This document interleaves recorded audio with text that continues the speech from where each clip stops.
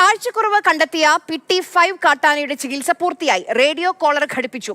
ആനയെ ഉൾക്കാട്ടിലേക്ക് മാറ്റാനുള്ള നടപടികൾ ആരംഭിച്ചു.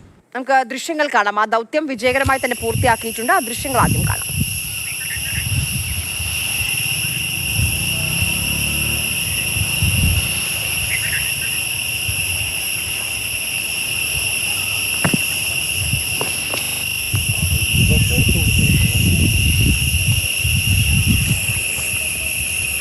ഗോകുൽ VS നമുക്കൊപ്പം വിവരങ്ങളുമായി ചേരുന്നുണ്ട്. ഗോകുൽ, ഡോക്ടർ അരുൺ സക്കറിയും ടീമും ഒരു ശ്രമകരമായ ദൗത്യമായിരിക്കുമെന്നുള്ള വിലയിരുത്തൽ ആയിരുന്നു ഇന്നലെ വരെ.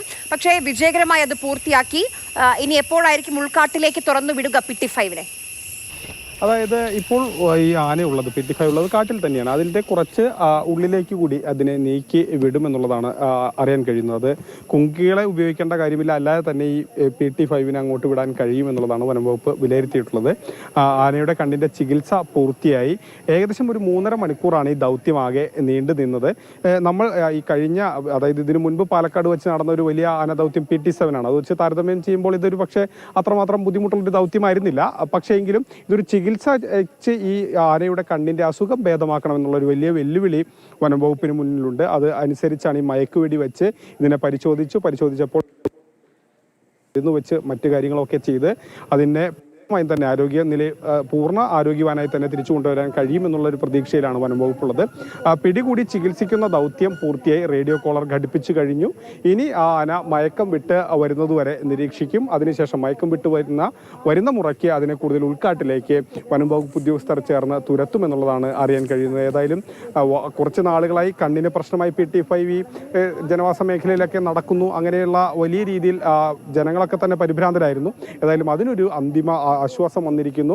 ഇനി ആനയുടെ കണ്ണിന്റെ ഈ ചികിത്സ എത്രമാത്രം വിജയിച്ചിട്ടുണ്ട്, അത് പൂർണ്ണമായും വിജയമായോ തുടങ്ങിയ കാര്യങ്ങളൊക്കെ തന്നെ നമുക്ക് വരും ദിവസങ്ങളിൽ അറിയാം. ഏതായാലും ഇന്നത്തെ ഈ ദൗത്യം വിജയിച്ചു എന്ന് തന്നെ പറയാം. ഇനി ഇപ്പൊ ഗോകുൽ പറഞ്ഞ പോലെ ഇപ്പോൾ കാട്ടിലാണ് ഉള്ളത് PT5. നമുക്ക് ദൃശ്യങ്ങളൊക്കെ നമ്മൾ നേരത്തെ കണ്ടിരുന്നു. ഇനി അത് കഴിഞ്ഞ് ഉൾക്കാട്ടിലേക്ക് കൂടി കയറ്റി വിടേണ്ടതുണ്ട്. അത് ഉടൻ തന്നെ ചെയ്യുമോ? അതായത് ഈ ആനയുടെ ഇനി മയക്കം ഭേദമാകുന്നതനുസരിച്ചായിരിക്കും ആ കാര്യങ്ങൾ ഉണ്ടാവുക. അങ്ങനെ ഘട്ടം ഘട്ടമായി അതിനെ ഉൾക്കാട്ടിലേക്ക് വിടുക എന്നുള്ളതാണ് വനം വകുപ്പ് ലക്ഷ്യം വയ്ക്കുന്നത്.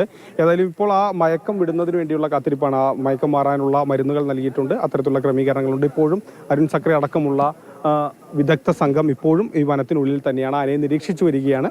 ആ മയക്കം വിടുന്നതനുസരിച്ച് ആനയെ കൂടുതൽ കാട്ടിലേക്ക് വിടും എന്നുള്ളതാണ് മനസ്സിലാക്കി കഴിയുന്നത്. ശരി, ഗോകുൽ VS ആണ് വിവരങ്ങൾ നൽകിയത്.